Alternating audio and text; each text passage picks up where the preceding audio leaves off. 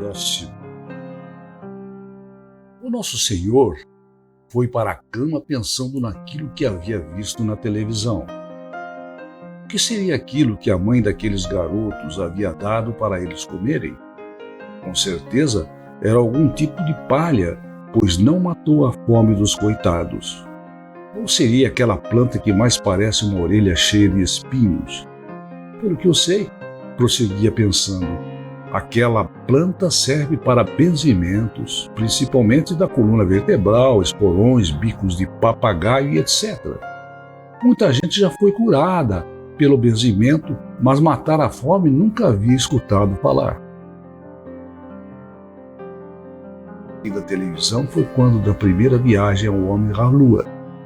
Tá certo que depois tive de aceitar, mas caramba, será que a gente é obrigada a acreditar em tudo? Aos poucos, um aquecimento gostoso tomou conta de seu corpo e ele caiu nos braços de Morfeu. Dormiu o sono daqueles cujo estômago cheio não deixava saber nem de perto que era passar fome, não ter o que comer. Contudo, não há ignorância, por mais enraizada que esteja, que dure a eternidade. De repente, ele se viu em pleno sertão nordestino, umas plantas que se assemelhavam ao cacto, com alguns daqueles braços espinhosos cortando e desafiando o sol e a poeira. Esticou o pescoço e ao longe viu uma casinha com a chaminé soltando fumaça. Olhou para os seus pés e estranhou as sandálias de couro esbranquiçado, um tanto velhas, e passou o dedo entre o nó e a sua pele, para aliviar a pressão que já começava a doer. Começou a andar em direção à casa. Sua mente estava vazia, apenas uma força estranha o impelia naquela direção. Já se avizinhava do cercado e começou a ouvir o choro da criança. No princípio longe, mas à medida que se aproximava era estridente e incomodava.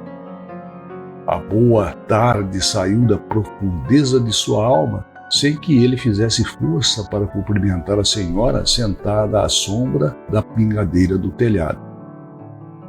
"Como boa tarde, moço?", respondeu perguntando a senhora com cara de poucos amigos. E continuando, "Há 2 semanas que os meus filhos estão comendo o pão que o diabo amassou. Isto é, se tivessem o pão que o diabo amassou para comer, até que seria uma boa. Estão comendo casca desta planta espinhenta. Nem mesmo cozinhá-la posso, pois não há água. Eu já estou pensando seriamente em começar a comer os canangos e escorpiões que passarem por aqui." Ao ouvir a mulher, tomou um choque e aquele marasmo mental se desfez. Pensou, mas então era verdade aquilo que vira na televisão? Uma voz grave e bem timbrada, daquelas usadas para gravar trechos de Bíblia, vindo não se sabe de onde, disse-lhe, "Mas é claro, brasileiro, será que você nunca vai abrir os teus olhos que a terra vai comer?" Uma friagem subiu dos calcanhares até a parte mais sensível, e ele começou a suar frio, apesar do calor. O nosso Senhor era um homem pertencente à classe média do estado de São Paulo, e era um homem que se orgulhava da sua inteligência, mesmo que de vez em quando ela o levasse a duvidar das notícias da televisão. Soltou um suspiro e entrou em transe. Na sua mente, passou os nomes da Sudene, Sudã, os benefícios que para os que iam pagar imposto de renda. Lembrou-se dos homens ricos daquela região sem nunca terem uma produção para acreditar o aumento da riqueza. Lembrou-se também das campanhas inúmeras para angariar alimentos para os nossos irmãos do Nordeste. A raiva subiu em seu rosto, quando em sua mente desfilou um sem número de vezes que o governo dizia estar mandando dinheiro para acabar com a seca.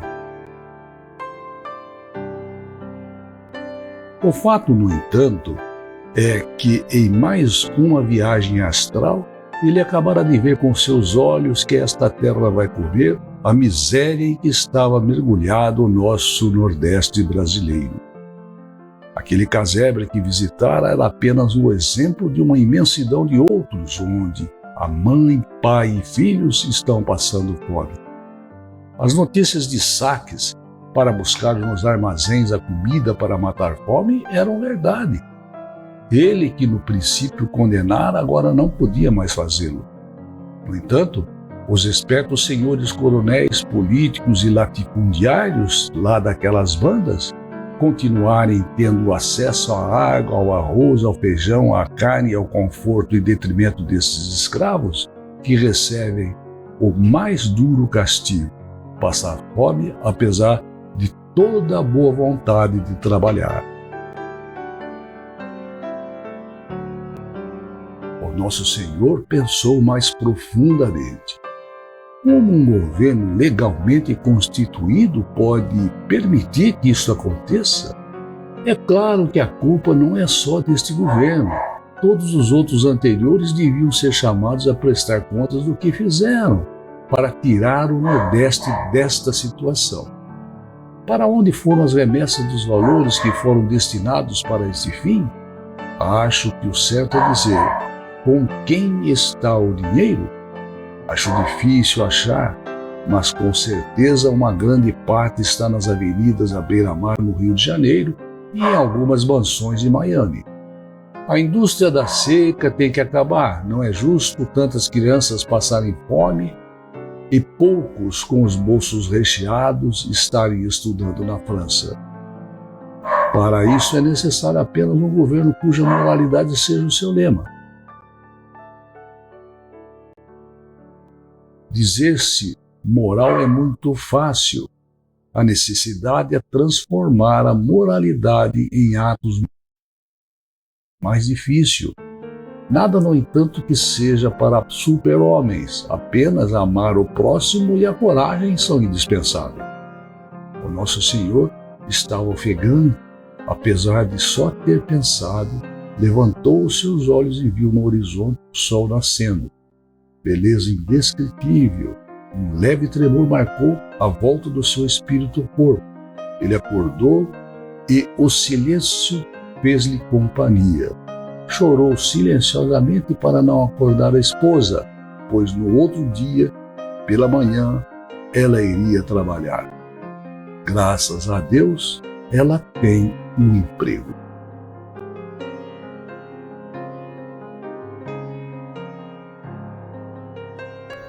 Amar o próximo. O nosso Senhor foi para a cama pensando naquilo que havia visto na televisão. O que seria aquilo que a mãe daqueles garotos havia dado para eles comerem? Com certeza era algum tipo de palha, pois não matou a fome dos coitados. Ou seria aquela planta que mais parece uma orelha cheia de espinhos? Pelo que eu sei, prosseguia pensando, aquela planta serve para benzimentos, principalmente da coluna vertebral, espolões, bicos de papagaio, etc. Muita gente já foi curada pelo benzimento, mas matar a fome nunca havia escutado falar. Da televisão foi quando da primeira viagem ao homem à lua. Tá certo que depois tive de aceitar, mas caramba, será que a gente é obrigada a acreditar em tudo? Aos poucos, um aquecimento gostoso tomou conta de seu corpo e ele caiu nos braços de Morfeu.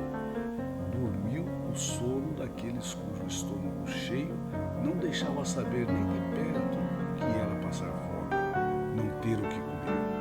Contudo, não há ignorância, por mais enraizada que esteja, que dure a eternidade. De repente, ele se viu em pleno sertão nordestino, umas plantas que se assemelhavam ao cacto, com alguns daqueles braços espinhosos cortando e desafiando o sol e a poeira. Esticou o pescoço e ao longe viu uma casinha com a chaminé soltando fumaça. Olhou para os seus pés e estranhou as sandálias de couro esbranquiçado, um tanto velhas, e passou o dedo entre um nó e a sua pele, para aliviar a pressão que já começava a doer. Começou a andar em direção à casa.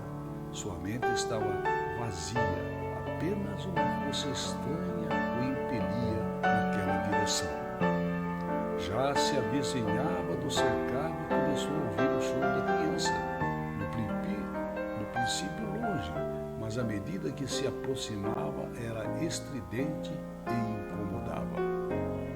A boa tarde saiu da profundeza de sua alma sem que ele fizesse força para cumprimentar a senhora sentada à sombra da pingadeira do telhado. Como boa tarde, moço? Respondeu perguntando a senhora com cara de poucos amigos. E continuando.